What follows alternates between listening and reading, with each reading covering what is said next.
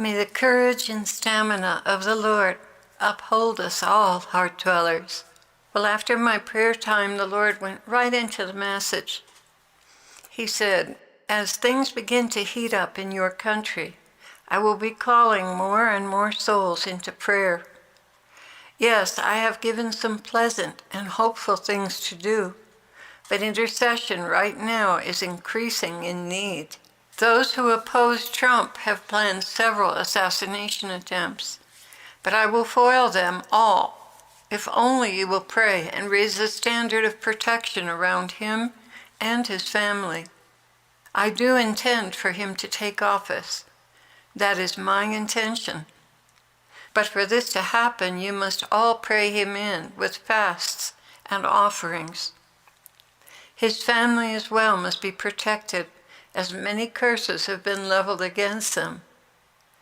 I am calling all Christian leaders and ministers to strip these curses off daily. They cannot succeed if you are all doing your jobs. His safety is reliant upon your prayers, all of you, not just those who tune into this channel, but all of you around this world have a part in bringing a reprieve to America. As souls continue to be gathered into the kingdom, I continue to hold back the wrath from moment to moment. Do not grow bitter like those of the world who say, "Where is the hope of his coming?" These thoughts are of Satan and meant to undermine your faith. If you give them airplay and go into agreement with them, your faith will be compromised. Rather stand strong and tall with me as I gather in those that remain, and remember the parable of the virgins. They all fell asleep, but only the wise virgins had flasks of oil with them. Do you see the wisdom and warning of this? The virgins with the flasks were anticipating a possible delay, and they prepared for it. The virgins with oil only in their lamps were impatient and expecting me at any moment. They were tired and anxious to go, so they supposed I would not be delayed. So they did not prepare adequately, keeping extra oil. They assumed I would come quickly. Some of you are now among that group. Turn around, dear ones, turn around. You cannot afford to grow weary in well-doing. You cannot push me or accelerate my coming. These signs of impatience are presumption on your part, and not a good place for you to be. Your lamps are running out of oil, and you've not another flask to fill it with. Do you see yourselves in my mirror? The other virgins who are wise and waiting provided plenty of oil because they knew my heart. They knew I would delay for one out of the 99 sheep that went astray, or for those who did not yet know me. Did I not speak to you about this in the parable of the virgins? I explained to you there that there would be a delay. I did that to prepare you, that you would be patient and expecting me, but ready at any time, even if there were a delay. The wise virgins provided oil for their lamps because they knew my heart, which is not to rush in and get you, but pull in as many as I can before it's too late. So you see, your lamps are running very low right now, and you are at risk. Strengthen what remains.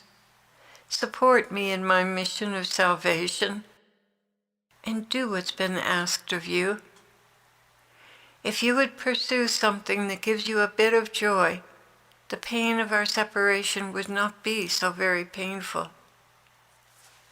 What you do now in these last days has great potential for the lost after you're taken. Make your gifts and your time count. Every second you live, every second given you in this life will be accounted for, whether you used it wisely or wasted it. Everything you undertake to gather in souls, to bring me to them, to instruct them when you are gone, all of these endeavors will be richly rewarded, because my words do not return to me void. There are those who are confused, lost, and alienated, and are in need of being touched, either now or in the time to come. If you are bored, you are not pressing into me and seeking my will.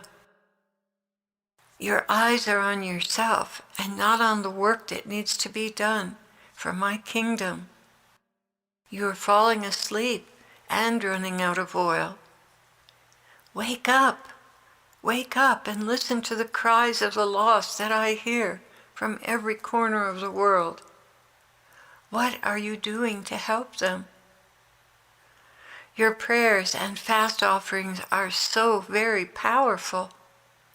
Knowing the plight of those who are suffering will bring you into the throne room in intercession. That's your greatest gift.